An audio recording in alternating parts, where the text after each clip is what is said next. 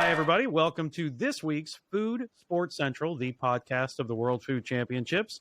I am Mark Conway, and again today, we're not joined by Mike McCloud because we are talking to the 10 category champions from this past World Food Championships in Dallas. Now, this event, this 9th annual event we just had in November, was huge. There were banners hanging from the rafters, there were competitors everywhere, and we had a new slate of winners.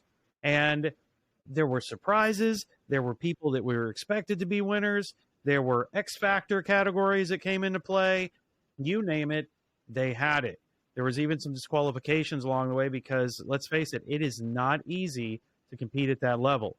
So this week, we are joined by one of those category winners that came out of the steak division and blew everybody away, winning the category and heading to final table. This is Sunny Moody. Hey. Hey, how are you doing? Good. Thanks for having me. Of course. I mean, I know that you are just competing right now. Yes, I am. I'm hitting it hard. And not just competing, but you are winning all over the place right now. Yeah, it's been super fun. It's one crazy ride, but it's been a little over a year, and I've been on a little bit of a winning streak. Hey, I like how modest you are. A little bit of a winning streak. It's like, here's how your social media goes. Hey, I'm preparing for this event. Hey, I'm at this event. Hey, I just won this event. Well, you never know. Going into an event, of course you want to win. That's why you go to the events, is to win. Mm-hmm. But for me, it's more of, I want to improve myself each time I go. So I want to get better. I want to improve my skills, my techniques, whatever it is. I'm not just constantly focused on winning, because if you focus on winning each and every time, I mean, it doesn't happen every single time. I'm just happy to place in the top 10. Then I feel like I'm staying strong in my techniques. If not, if I'm starting to fall, then I know that I need to work on something. Some area is struggling at that point. So, of course you want to win, but I also don't want to tear myself down by focusing on taking first place every single time. That totally makes sense. Now, let's backtrack a little bit. We're going to talk about World Foods for sure, but how long have you been competing now? So, in barbecue, we actually started in 2017, but I moved over to steak in 2019. So I have been competing by myself in steak since 2019, but it's in barbecue we've done since 17 as a team, my husband and I. Well, I think too, and like people, to put that in perspective, everybody, you got to remember 2020 for the most part was a wash. There was just not a lot of competitions. There was not a lot of opportunities. So you moved over into steak solo in around 2019. 2020 is a wash. 2021 kicks back in. So really just over a year or so of really hardcore competing, and you found yourself winning the steak quarter category at the World Food Championships. Yeah, that was crazy, because going into it, you have to win first place in a qualifying SCA event, which is the ribeye. And then going into opening rounds at the World Food Championship, they threw a New York strip steak at us, which we don't compete in those a lot. I mean, right. I'm familiar with beef, so it wasn't a surprise to me. I kind of knew how to handle a New York strip. Of course, you're in a competition, so your nerves are high, but I wasn't really scared. I was just hoping to place in the top 10 and then to come out in first place in the opening round. Honestly, I can tell you that I really thought I shot myself in the foot, just because you don't go into a competition, take first place, and then follow up with another first place. I mean, it can happen. It's just rare. So I didn't think I would take first place, in the steak category in the final rounds. I made it to the top 10 and I was happy with that. But then going into it and being with all these amazing competitors, which I compete with all the time in the SCA field, there were only a few of them that, are more chefy style.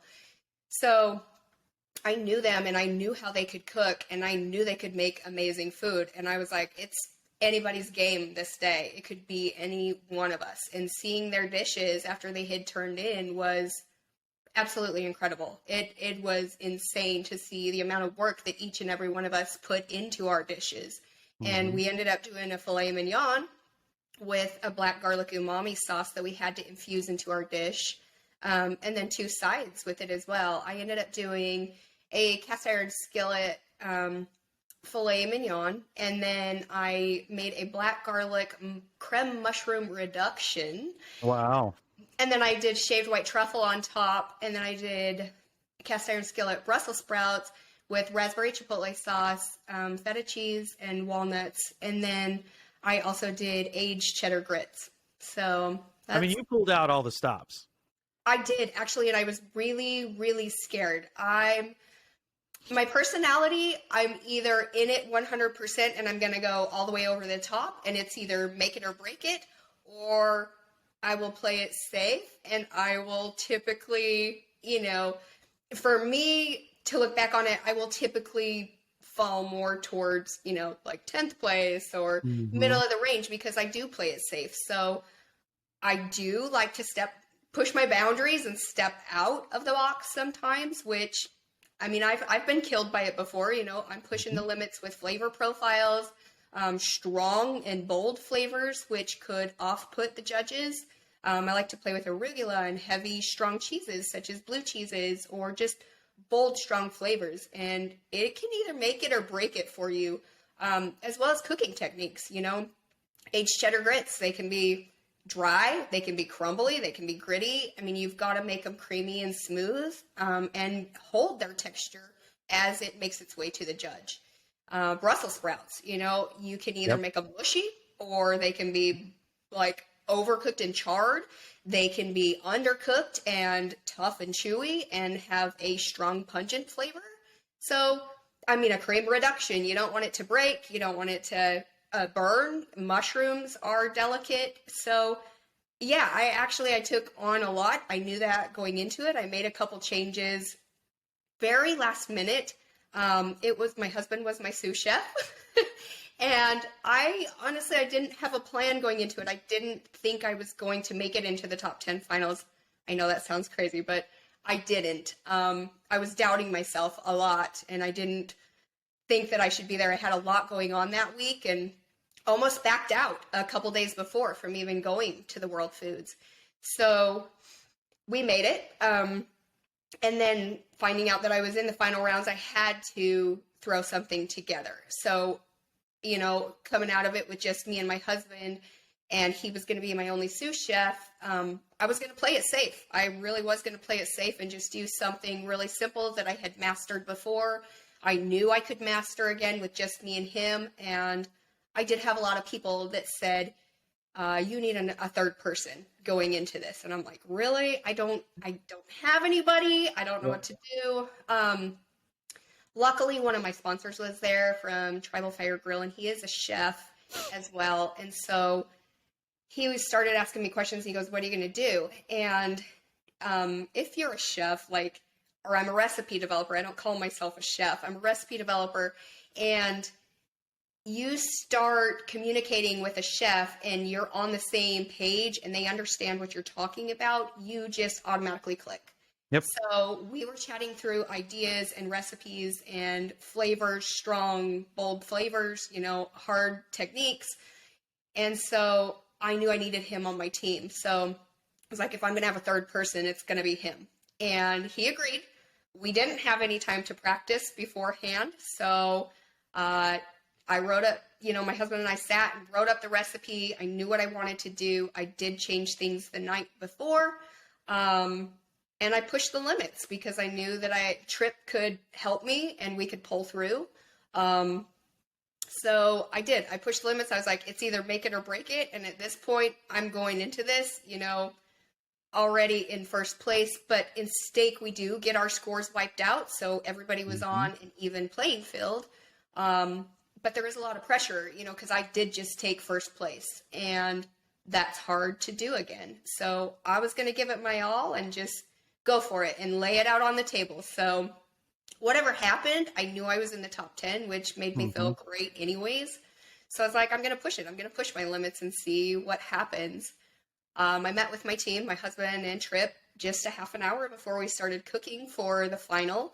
And we discussed everything. We had bought the groceries the day before, and off we went. And I can tell you that I went into that day like super, super overwhelmed and nervous. And what am I doing here? Like, I'm not qualified to be here. I shouldn't be here. I don't know why I'm here. Just doubting myself over and over. But I had turned everything in. I knew what needed to happen. And just meeting with Tripp and my husband before, my nerves just automatically calmed down. Like, I knew that we could do this. And we talked through everything that needed to happen and who needed to handle what. And it worked. It worked smoothly in the kitchen.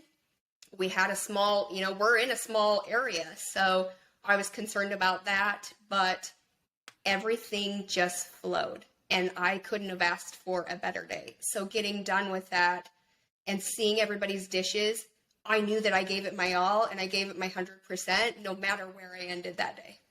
So. And that's the thing. I think that a lot of people don't realize is going from the initial competition, your first round. Yeah. There's months to plan. You're deciding, you're working through. These are things you've done before. You've got familiarity with what's happening. When you go into the top 10 round, you're finding out about twists, you're finding out about infusions, you're finding about all these things. Yeah. And you're in about a 48-hour window of, oh, guess what? Celebrate the fact you finished first coming out. You made the top 10 coming out. Oh, by the way, you need to write a whole new recipe for a different steak, for different ingredients to create this with infusions. And I mean, everybody that I've talked to so far did not have a plan going into the top 10 round. Right. They were so fixated and focused on that first opening round, getting into the top 10. They put everything into that, and then all of a sudden it's, okay, you're in the top 10. Now it's time to really pull the stops. I mean, you used white truffles, black garlic. You're using steaks you're familiar with Hassel cattle.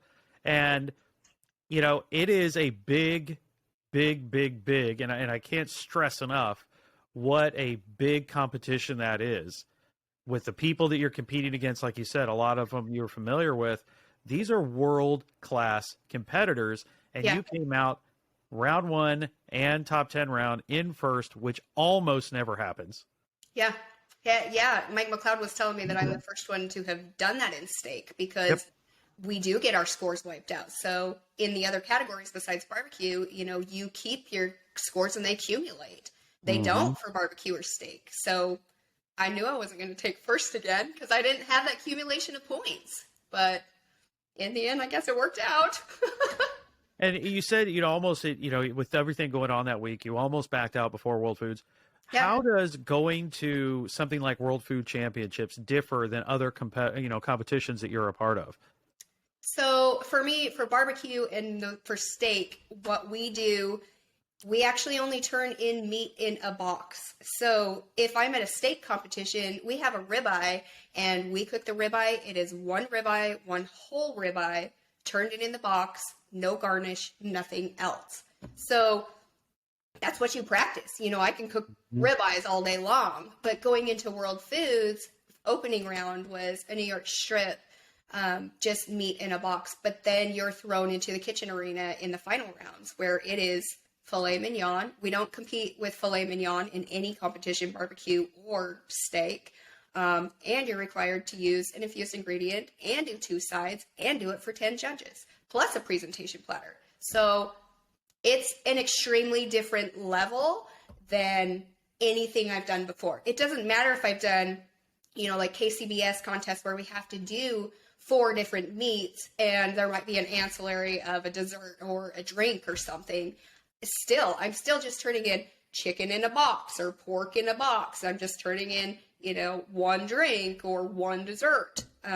It's not as complicated as the World Foods. I mean, and we're not on a stage. I mean, I'm out in a parking lot cooking meat under my little tent. And here you're put on display for everybody to watch in a little teeny 8x8 arena with limited equipment. So yeah, it's completely different. So you find out you won, and then you find out you're going to final table. Oh, which yeah. is going to be in South Carolina. And Mike starts to talk about the different competitions you're going to hit in South Carolina, because Final Table has greatly evolved from the very first one I was ever at. You know, everybody competed in their own category. They put out those dishes they were known for. You know, I've watched competitors go literally from first round to the top 10 round, win the top 10 round, go to Final Table, and they pretty much made the same dish all the way through. Right. With the evolution of Final Table, you now have three to four different levels of competition. They are all very different, and you're slowly weeded down to the final three to compete. And then Mike drops the bomb of, ha, ha, ha, we're deciding we're going to play around with catch and cook. Yeah. I mean, these are going to be true tests of who the world food champion is. What was that as that started to sink in over the few weeks after World Foods of what you're facing next? To me, I get excited for those kinds of challenges. There's a lot of people that just want to stick with what they know. For me, I really get excited. And it's not, I mean, of course I want to take it all. Everybody wants to take it all. But for me, I want to focus more on what I can provide, what I can bring to each of those competitions and push my limits. Again, it's testing my skills and my knowledge and learning new techniques so that I can present something that I've never had to do before. Mm-hmm. So that's kind of my thinking process is, okay, I need to focus on learning some new stuff and playing around with it and coming up with something new that I can present, you know, based on that area and learning about that area. And, I mean, I don't know what those specific competitions are, so mm-hmm. I can't focus on, you know, a specific dish per se, but flavors, you know, what kind of flavors do they, you know, mainly carry down there? Or is it going to be mostly seafood? Or maybe I need to branch out and practice desserts as well as seafood dishes and sides and all these different things that combine to make an incredible meal. Because again, it's moving from barbecue and steak into more chefy skills, which right. I love. I love the challenge of. I love taking on challenges that are just going to push me to become a better person and a well-rounded person in any kind of culinary situation. And I think that's really what's going to happen here. I mean, there's a likelihood you're going to be breaking down fish. Who knows what that fish is going to be? There's a likelihood of things like, here, we want you to try this local dish, and now we want you to recreate it. Yes. So the skills that are involved there, and I think it's very interesting because I don't think there's any necessarily one competitor out of the top 10 that is a master of all these things, and I think that's the point. Right. Is you don't have mastery over everything you could face at Final Table. You have the opportunity to showcase your ability to adapt and overcome and create, like you said, these flavor profiles that work. Right. Yeah, it's not about nailing a specific cook or mastering a certain recipe. It's about what new techniques can I learn and can I bring to the table with my experience, you know?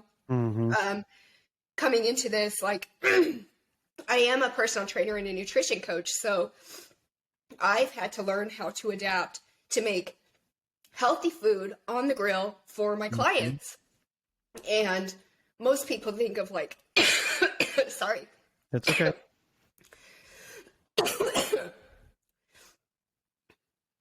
Most people think of like barbecue as being super heavy or dense or, you know, overpowering.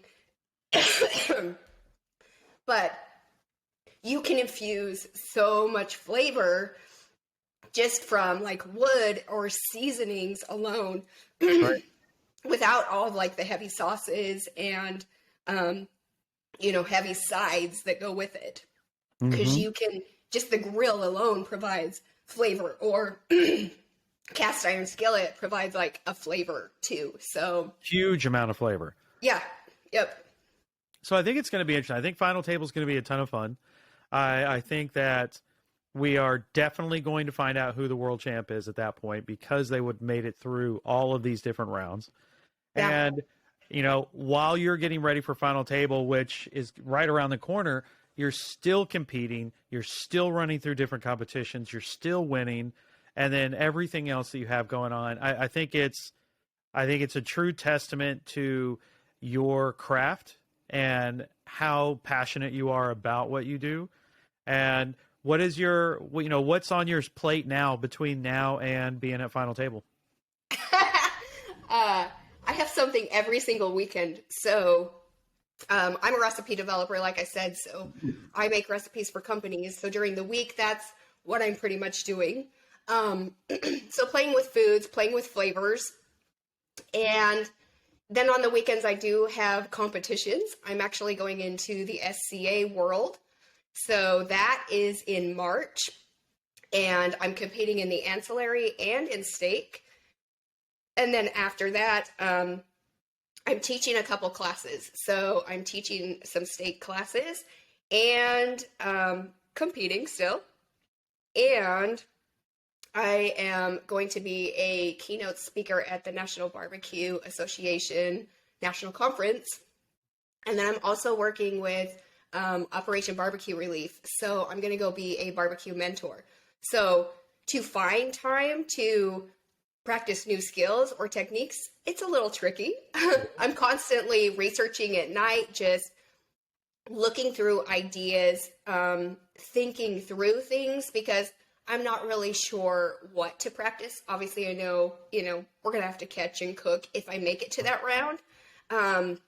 Luckily, I grew up fishing, so that doesn't scare me so much. Now, knowing the flavors of those fish or whatever I catch, I can't really go and try that because I don't live in that area. So I kind of just have to do my research on my own and read through things and different techniques, and I'm just going to give it my best shot. I mean, I think that's the way to go.